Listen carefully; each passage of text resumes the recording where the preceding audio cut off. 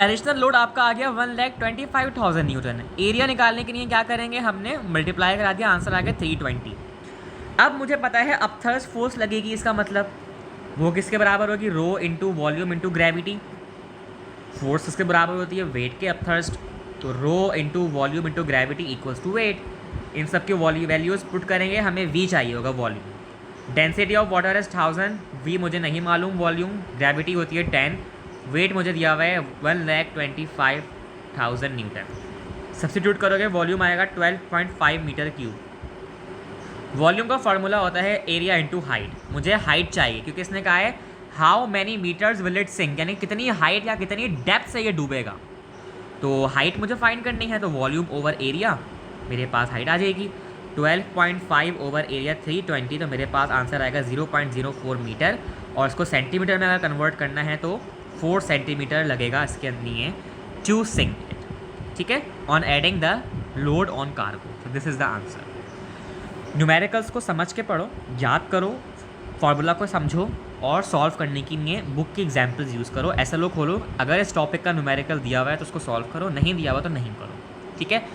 सो elasticity का topic जो है बहुत ही आसान होता है, सिर्फ इसको आपको रीड करना है और समझना है, और अगर आपको कन्फ्यूजन लगे तो मुझसे पूछ लेना, मैं आपको हमेशा बताने के लिए हाजिर हूँ। Elasticity is your homework, stress is your homework. Stress क्या होता है, बहुत आसान है, डेफिनेशन है भाई, इनकी सिर्फ फार्मूला याद कर लेना। Strain is your homework, Hooke's law is your homework, आसान है। एक्सटेंशन स्प्रिंग सिस्टम बहुत आसान है। ग्राफ अगर आपको समझ ना आए, यहाँ से ब्रेकिंग पॉइंट होता है, यानी कि टूट जाती है इसकी इलास्टिसिटी, ब्रेकिंग पॉइंट होता है। ग्राफ हुक्स लॉ का समझ लेना, एक्सटेंशन समझ लेना। यंग्स मॉडुलस बहुत आसान है भाई, अभी जितने हमने प्रिंसिपल्स पढ़े वो बहुत मुश्किल थे। यंग्स मॉडुलस में क्या है, स्ट्रेस ओवर टेंसाइल स्ट्रेन, इनके फार्मूला पुट करेंगे, इनको ड्राइव करेंगे, ड्राइव करना आप खुद सीख लो, याद कर लो इसकी डेरिवेशन, एग्जाम्पल सॉल्व कर लो इसकी, कुछ यंग मॉडुलस की वैल्यूज़ याद कर लो, मैं तो कहूँगा सारे ही याद कर लो, ठीक है। अच्छा जनाब, और जो है आपका बस न्यूमेरिकल सॉल्व हो जाएगा, समरी पढ़नी है हर चैप्टर की, बगैर समरी के आप पेपर में ही बैठना ही नहीं। तो here we have completed the chapter, बस ये stress, strain, Hooke's law, elasticity, young modulus आपको खुद पढ़ना है, this is your homework.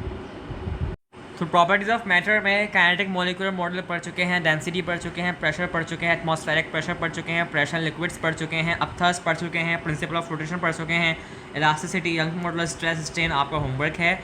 So here we have completed chapter 7 also. So now we will move towards the thermal properties of matter. Most of the important chapter and very conceptual chapter. कोई रट्टा नहीं है इसमें. And then we have transfer of heat, जिसे हम कहते हैं thermodynamics. तो अभी हम स्टार्ट करेंगे thermal properties of matter.